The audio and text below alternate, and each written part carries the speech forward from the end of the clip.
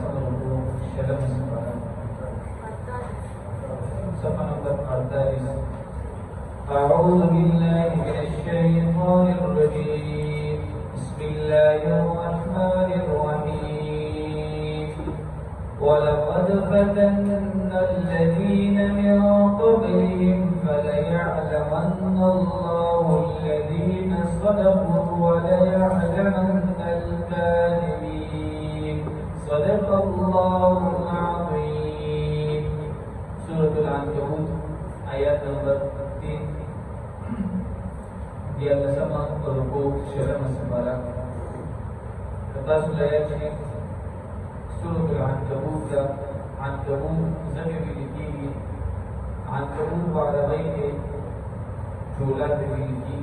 jola kita ankabut miliki dan jola jika majala da akhir wad di surah al-ankabut zami miliki dan jola jika kam ko de da kam majala da ودا ذکر دې جولاګي ته هم څه فائدہ نه ورکړي جولا ذکر دې ځان د چا له جوړ کړه او معمولی شانتي هوا کې چلا شي نو هغه د کور ذکر دې خراب شي جاري ذکر دې مال شي جاري ذکر دې خوش دي همدغه شانتي الله رب العزت فرمایي چې دې کافرانو چې کومه عقیده ده او هغه عقیده د شرک ده د کفر ده او الله فرمایي چې دغه شانتي دې کافر د عقیده هم د هیڅ فائدہ نه ورکړي نو ځکه دې سورۃ العنکبوت ویل کېږي بیا په دې کې الله رب العزت په دویم آیت کې دا خبره فرمایلې و چې یو بندي ایمان وروړلو په الله تعالی باندې په حضور علیه السلام باندې ایمان وروړلو دوی دغه مسلمان چې کوم دې باندې وخامخا آزمایش ورته راځي امتحان ورته راځي او بیا موږ دا خبره کړو چې آزمایش په دوه قسمه دي یو آزمایش چې کوم دې د خلقو له طرفه دي بعضې چې کوم دې خلق د انسان عزت نه کوي کور ګاونډ ټیک دی وي بچي نافرمانه شي ښځه نافرمانه شي کور کې چې کوم دې مسایل وغیره راشي دا چې کوم دې د مخلوق د طرفه آزمایش دی او یو د الله د طرفه آزمایش دی الله د طرفه آزمایش داسې یو چې په یخه یخنۍ کې مونځ ته راتګ په یخه یخنۍ کې اودس جلدار کول د مال زکات ورکول دغه شانې جهاد ته وتل دا د الله د طرفه آزمایشونه دي اوس په دې آیت کې الله رب العزت نه زموږ چې کوم سبب دی الله د آزمایش د امتحان چې کوم دی فایده ذکر کوي په مسلمان باندې به آزمایش ولې راځي په مسلمان باندې به آزمایش په مسلمان باندې به امتحان ولې راځي الله د دې فایده بیانوي فائدې دا ده چې کله په مسلمان بنده باندې آزمایش راشي نو په دې کې چې کوم دی د دروغجن سړي پته ولګېږي او په دې کې چې کوم دی د صادقه د رښتونو سړي هم پته پکې ولګېږي دروغجن سړي هغه دی هغه هسې وایي الله منم د الله تعالی احکامات منم قرآن مجید منم او چې کله سخت حکم پکې راځي د سخت حکم کې هغه انکار کوي هغې تیار دي دا چې کوم دی د دروغجن سړي نتیجه شوله اور رښتونی سړی چې کوم دی هغه په دې کې ښکاره شي د الله تعالی احکاماتو باندې عمل کوي دغه شان د لمونځ باندې عمل کوي په زکات باندې عمل کوي نو دا د امتحان نتیجه شوله د امتحان فایده شوله چې په دې کې د صادقه سړي او په دې کې د دروغجن سړي څه ولګېږي پته ولګېږي تاسو به لیدلي وي ماشوم چې کوم دی په سکول کې امتحان ورکوي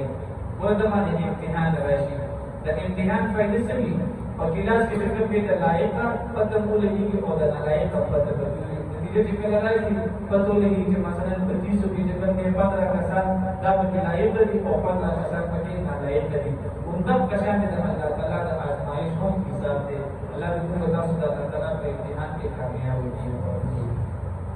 ولقد فتنا الذين وألبتهم آزمائش كفرلو الذين فهم خلقوا من قبلهم لدوين روانهم زمون روان زمون چې پیدا کړل خلک کې شي دي مسلمانان دي انبیاء کرام دي الله فرمایي چې په دې باندې هم زما سره دي آزمائشونه راغلي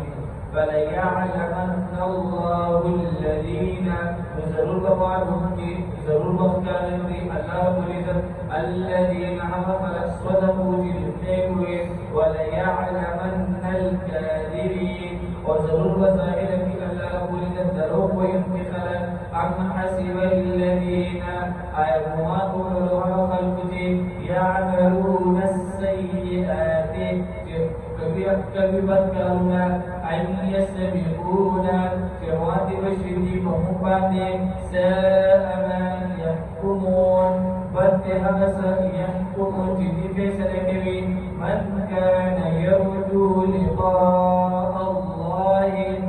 څوک چې امید لري د الله سره د ملاقات فإن أجل الله نو بېشکه مقرر شوی دی وخت د الله تعالی لآت خامخا راتلونکی دی وهو السمیع العلیم او هغه اورېدونکی دی العلیم ډېر زیات پوهه دی الله تعالی سره ملاقات د دې څه مطلب دی موږ هغه ورځ یو حدیث ویلو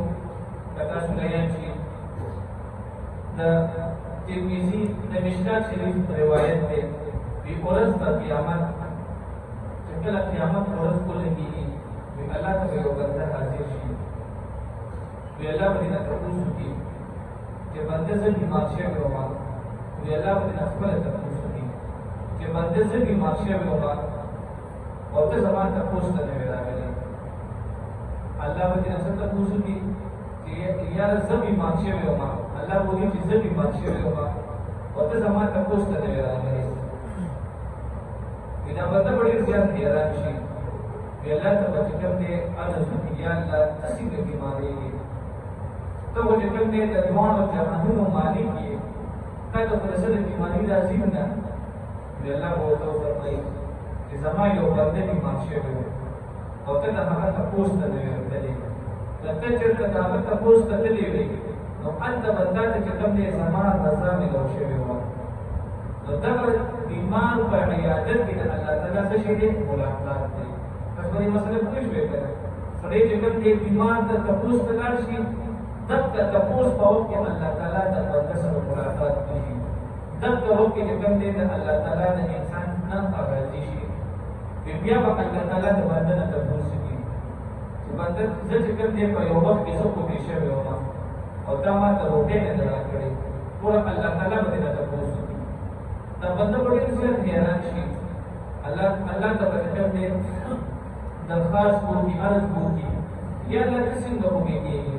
ته چې کوم دی د دوانو جهانو مالک ته کوم دی ولې نه لګي